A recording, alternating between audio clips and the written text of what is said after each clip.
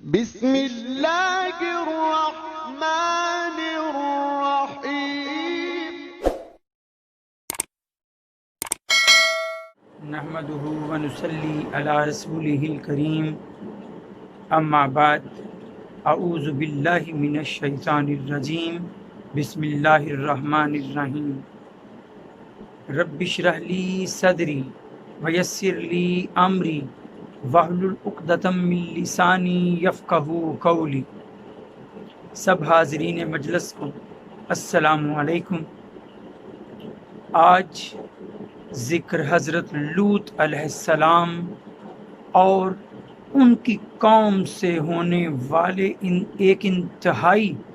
سنگین قسم کے گناہ کا۔ حضرت لوط علیہ السلام 2000 سال قبل گزرے ایک پیغمبر ہیں۔ حضرت عیسیٰ علیہ السلام سے کم و بیش 2000 سال پہلے 2000 قبل مسیح میں گزرے پیغمبر ہیں، یعنی حضرت ابراہیم علیہ السلام ہی کے ہم عصر، اور صرف ہم عصر نہیں، ان کے ہم زمانہ نہیں، بلکہ حضرت ابراہیم علیہ السلام کے خاندان ہی سے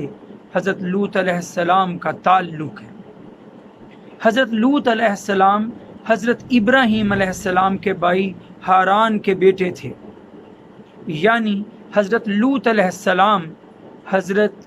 ابراہیم علیہ السلام کے بھتیجے ہیں، سگے بھتیجے۔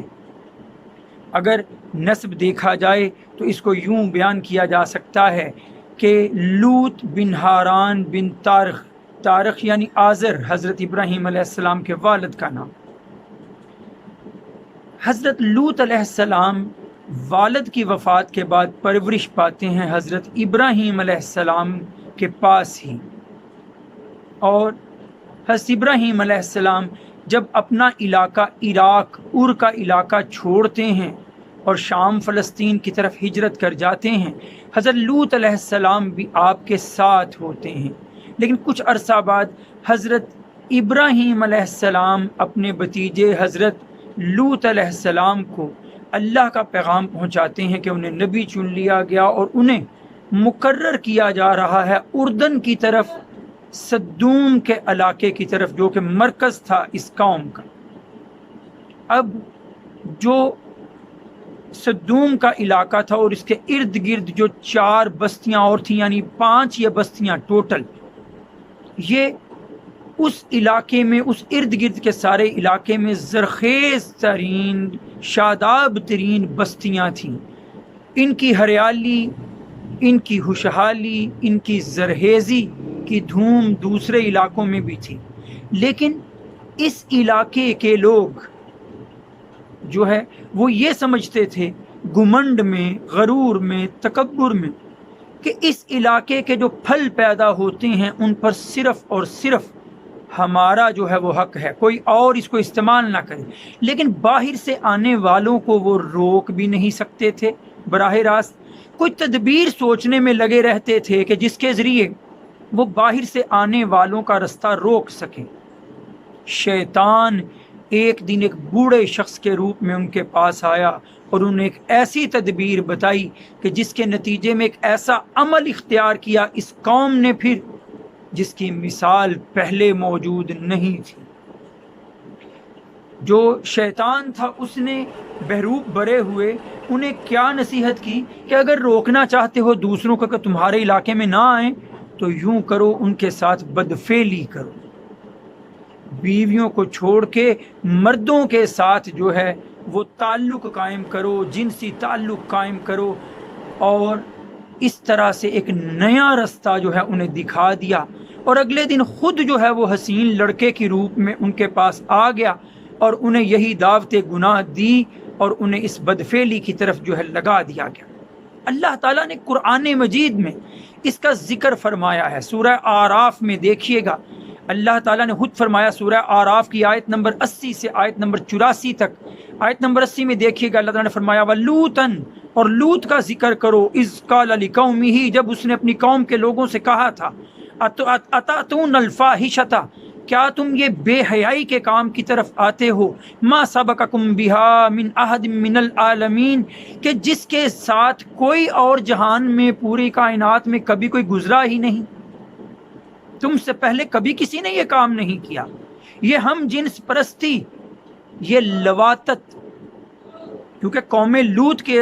اندر یہ پہلی بار عمل ہوا تو اس نسبت سے یہ لواطت کہلایا، عربی میں اسے اغلام بھی کہا جاتا ہے، اور آج کے دور میں ہم جنس پرستی کا نام بھی دیا جاتا ہے۔ یہ پہلی بار قوم لوط میں عمل شروع ہوا۔ خود حضرت لوط علیہ السلام نے اسے مزید بیان کر دیا اگلی آیت نمبر 81 میں، انکم لتاتون الرجال شہوتاً، بے شک تم اپنی شہوت، اپنی جنسی خواہشات مٹانے کے لیے مردوں کے پاس آتے ہو، من دون النساء، اپنی عورتوں کو چھوڑ کر۔ اب جب یہ انہیں نصیحت کی جاتی، سمجھایا جاتا، وہ دور ہی بھاگتے، اور ان کا جواب کیا ہوتا، ذرا وہ جواب بھی ملاحظہ کیجئے گا۔ وما کان جواب قومہ، اس کی قوم کا جواب یہی صرف ہوتا، الا ان قالوا، یہ کہ وہ کہتے، اخرجوہم، نکال دو ان لوگوں کو یہاں سے، من قریتکم، اپنی بستیوں سے، انہم اناس یتطہرون، یہ تو بڑے پاک دامن لوگ ہیں، انہیں یہاں رہنے کا حق نہیں، انہیں نکال دو۔ دوسری جگہ یوں ذکر ہے، اے لوط اگر تو باز نہ آیا تو ہم تجھے اپنے علاقے سے نکال باہر کریں گے۔ پھر اب دیکھیے وہ اپنی زبان سے، سورہ عنکبوت کے اندر یہ موجود ہے کہ وہ کہتے اگر تو سچا ہے اے لوط، ہمیں ڈراتا ہے کہ ہم غلط فعل کر رہے ہیں، تو جا، اگر تو سچا ہے تو جا، جس رب سے ہمیں ڈراتا ہے اس کی طرف سے ہم پہ عذاب نازل کروا دے۔ حضرت لوط علیہ السلام پھر دعا کے لیے مجبور ہو کے ہاتھ بھی اٹھاتے ہیں، اے اللہ ان پر، ان مفسدین کے خلاف میری مدد فرما، ان پر عذاب مسلط کر دے۔ فرشتے اللہ تعالیٰ بھیج دیتا ہے دعا قبول فرما کے۔ مفسرین لکھتے ہیں کہ وہ فرشتے حضرت جبرائیل، حضرت میکائیل اور حضرت اسرافیل ہی تھے، وہ تشریف لاتے ہیں، حضرت اسرائیل ہی تھے وہ تشریف لاتے ہیں، اور انسانی روپ میں پہلے حضرت ابراہیم علیہ السلام کے گھر جاتے ہیں۔ وہ ہم پڑھ چکے واقعہ کہ ان کے ہاتھ جب کھانے کی چیزوں کی طرف نہیں جاتے تو حضرت ابراہیم علیہ السلام کہتے ہیں کیوں تم کھانا نہیں کھاتے؟ وہ کہتے ہیں ہم اللہ کے بھیجے فرشتے ہیں۔ پہلے حضرت ابراہیم علیہ السلام کو بیٹے کی مبارک دی جاتی ہے، حضرت اسحاق علیہ السلام کی، پھر مزید تفصیل پر، پھر مزید پوچھنے پر وہ کہا جاتا ہے کہ ہم قوم لوط کی طرف بھیجے گئے ہیں۔ حضرت ابراہیم علیہ السلام کہتے ہیں وہاں تو ابھی لوط بھی موجود ہے، تو فرشتے کہتے ہیں ہم جانتے ہیں کون کون اس میں ہے، اور ہم لوط کو اور اس پر ایمان لانے والوں کو بچا لیں گے، لیکن اس کی بیوی پیچھے رہ جائے گی۔ اس کا ذکر سورہ اعراف میں بھی ہے، آپ دیکھیے گا آیت نمبر 83-84 میں اللہ تعالیٰ فرماتے ہیں فَأَنْجَيْنَاهُ، ہم نے نجات دی لوط کو، وَأَهْلَهُ، اور اس پر ایمان لانے والے جو اس کے اہل تھے ان کو، إِلَّا امْرَأَتَهُ، مگر اس کی بیوی، كَانَتْ مِنَ الْغَابِرِينَ، رہ گئی پیچھے رہنے والوں میں۔ اب واقعہ یوں ہوا کہ جب وہ فرشتے حضرت لوط علیہ السلام کے پاس آئے، حضرت لوط علیہ السلام گھبرا گئے کہ اگر میری قوم کے لوگوں کو پتہ چل گیا کہ کوئی اجنبی آ گیا ہے تو وہ تو کسی اور کو یہاں ٹکنے نہیں دیتے اور اس سے بدفعلی کرتے ہیں، تو وہ تو مجھے میرے مہمانوں کے سامنے رسوا کر دیں گے۔ انہیں اپنے گھر میں پناہ دے دی، چھپا دیا، لیکن انہیں خبر ہو گئی اور وہ دوڑے چلے آئے حضرت لوط علیہ السلام کے گھر اور آ کے مطالبہ کرنے لگے ان مہمانوں کا۔ حضرت لوط علیہ السلام نے فرمایا میری بیٹیاں حاضر ہیں، اگر تم کچھ کرنا چاہو مجھے میرے مہمانوں کے سامنے رسوا نہ کرو۔ وہ کہنے لگے تو جانتا ہے کہ تیری بیٹیوں کے لیے ہمیں کوئی وہ حرص نہیں، کوئی رغبت نہیں، ہم جو چاہتے ہیں تجھے پتہ ہے۔ حضرت لوط علیہ السلام انہیں روکتے رہے اور بے بسی کے اظہار میں کہہ بیٹھے، ان کی زبان سے نکلا کاش میں تمہارے خلاف قوت رکھتا ہوتا، قرآن مجید میں ذکر ہے، یا کاش میں کسی مضبوط قلعے میں ہوتا۔ فرشتوں نے یہ بے بسی دیکھی تو اپنا آپ ظاہر کر دیا اور کہا کہ ہم اللہ کے بھیجے فرشتے ہیں، ڈرو مت، اب رات کا بھی کچھ بحر باقی ہے، تم اور جو تم پر ایمان لائے ہیں انہیں لے کر نکل پڑو، اور چاہے جو مرضی پیچھے ہوتا رہے پلٹ کر مت دیکھنا۔ اور یہ بھی کہہ دیا کہ تمہاری بیوی پلٹ کر دیکھے گی، جس کا نام وائلہ آیا ہوا ہے تاریخی روایات میں۔ حضرت لوط کی بیوی جو وائلہ تھی، وہ جب نکلے ساتھ تھی، لے کے نکلے ایمان والوں کو، لیکن اس نے پلٹ کر دیکھا اور واپس مڑ آئی،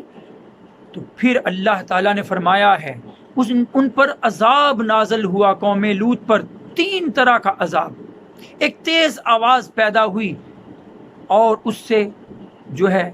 ان کی سماعتیں، ان کی بصارتیں متاثر ہو گئیں، ان کی آنکھیں پھٹی کی پھٹی رہ گئیں۔ اور پھر دوسرا اللہ تعالیٰ نے فرمایا وَأَمْطَرْنَا عَلَيْهِمْ مَطَرًا، ہم نے ان پر بارش برسائی۔ بارش کس چیز کی؟ اللہ تعالیٰ نے قرآن میں کے دوسرے مقامات پر فرمایا ہے کہ ہم نے ان پر پکے ہوئے پتھروں کی بارش فرما دی۔ ایک اور عذاب جو ان پر آیا ہے وہ یہ کہ حضرت جبرائیل علیہ السلام نے وہ 5 بستیوں کو اوپر اٹھایا، اپنے پروں سے اکھیڑا، ان کی جگہوں سے اوپر اٹھا کے لے گیا آسمانوں تک، اور وہاں سے ان کو پلٹا دے مارا گیا، یعنی ان کو جو ہے وہ بالکل زیر و زبر کر دیا گیا۔ ان کے جو اوپر تھے وہ نیچے، جو نیچے تھے وہ اوپر، اور ان پر جب پھر کنکروں کی بارش اوپر سے کی گئی تو وہ نشان زدہ پتھر تھے، جس پر گرتے اس کا نام لکھا ہوتا، اور وہ سب کے سب ملیا میٹ کر کے رکھ دیے گئے۔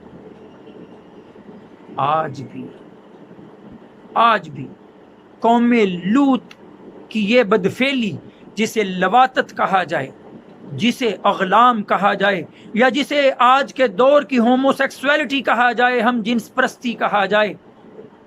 آج کے دور میں بھی اس کی سزا ایسی سنگین ہی رکھی گئی۔ نبی کریم صلی اللہ علیہ وآلہ وسلم کی حدیث موجود جو ہے مسند احمد میں، ترمذی میں، کہ نبی کریم صلی اللہ علیہ وآلہ وسلم نے فرمایا، جس کا مفہوم ہے کہ جو کوئی تم میں سے قوم لوط کا عمل کرے تو کرنے والے کو بھی اور جس کے ساتھ کیا گیا اسے بھی، دونوں کو قتل کر دو۔ پھر ایک حدیث، من عمل عملا قوم لوط فہو منہم، جس نے قوم لوط کا عمل اختیار کیا وہ انہی میں سے ہے، دنیا میں بھی ویسے انجام کا مستحق اور آخرت میں بھی عذاب کے لائق۔ عذاب کس طرح دنیا میں دیا جائے، صرف اس میں اختلاف ہو سکتا ہے۔ صحابہ بیان کرتے ہیں، کسی کی رائے حضرت ابوبکر صدیق رضی اللہ عنہ کی رائے تھی کہ انہیں بھی بلندی سے گرا دیا جائے جو یہ بدفعلی کریں۔ حضرت علی رضی اللہ تعالی عنہ کی رائے تھی کہ ان پر دیوار کو گرا دیا جائے۔ حضرت عبداللہ بن عباس رضی اللہ تعالی عنہ فرمایا کرتے تھے کہ ان کے اوپر پتھروں کی بارش کر دی جائے، جو بھی ان کا انجام ہو، انجام موت ہے، اور اسی طرح ہے جیسے اللہ تعالیٰ نے ان کا مقدر لکھا تھا۔ اللہ ہمیں اس بدفعلی سے ہمیشہ بچائے، ایسی جو ہے بدکاریوں سے ہمیشہ دور رکھے جو ہمیں دنیا اور آخرت میں اس کے عذاب کی طرف لے جائیں۔ وآخر دعوانا ان الحمد للہ رب العالمین۔ السلام علیکم۔